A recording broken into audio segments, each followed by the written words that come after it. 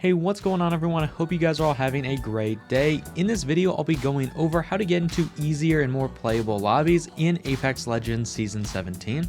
Now, first of all, I definitely want to go over the overall state of Apex Legends because this season is another one of those ranked seasons like Season 12, where you're seeing crazy numbers like a third of all the players in ranked are getting to Masters. We're also seeing that skill-based matchmaking changes that were promised in Season 16 and 17 are just not here.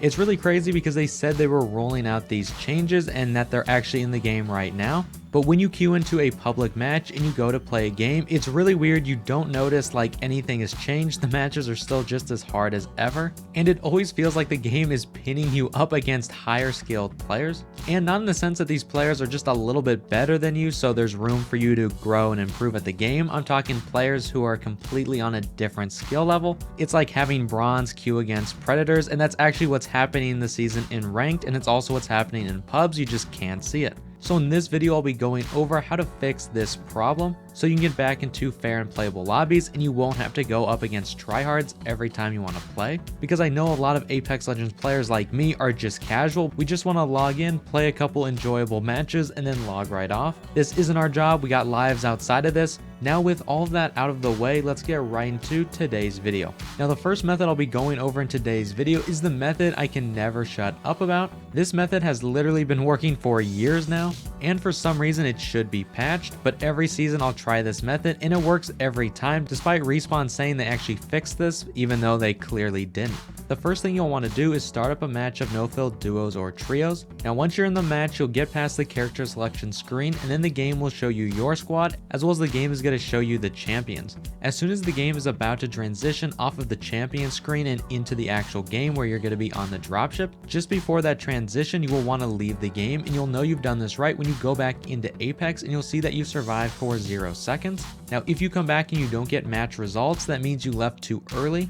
And if you come back and it says you survived for 1, 2, 3 seconds, that's fine, but you will want to make sure that you get that number as close to 0 as possible.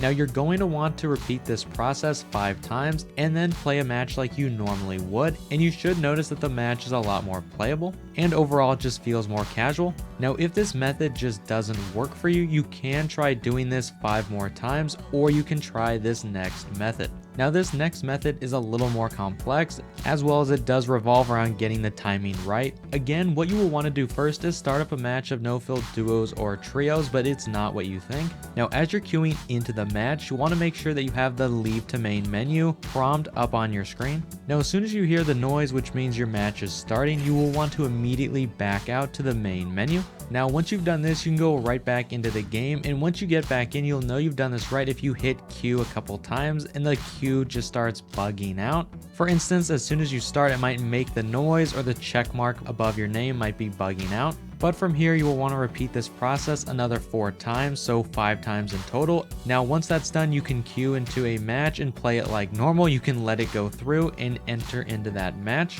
And you should also notice that this really does break the skill-based matchmaking system. This really bugs it out as well. It kind of bugs your game into throwing you into just a random casual match. I really like this method. It's definitely my go-to method, but it definitely requires a lot of patience. Now the last thing I'll go over, if you find that your matches are starting to become not as casual as they used to be after doing this, you can simply just repeat these methods whenever you want, and this should fix that issue. And with all that being said, thank you guys so much for watching today's video. Definitely consider subscribing if you want to see more content like this. Have a great rest of your day everyone, and I'll see you all around later. Bye guys.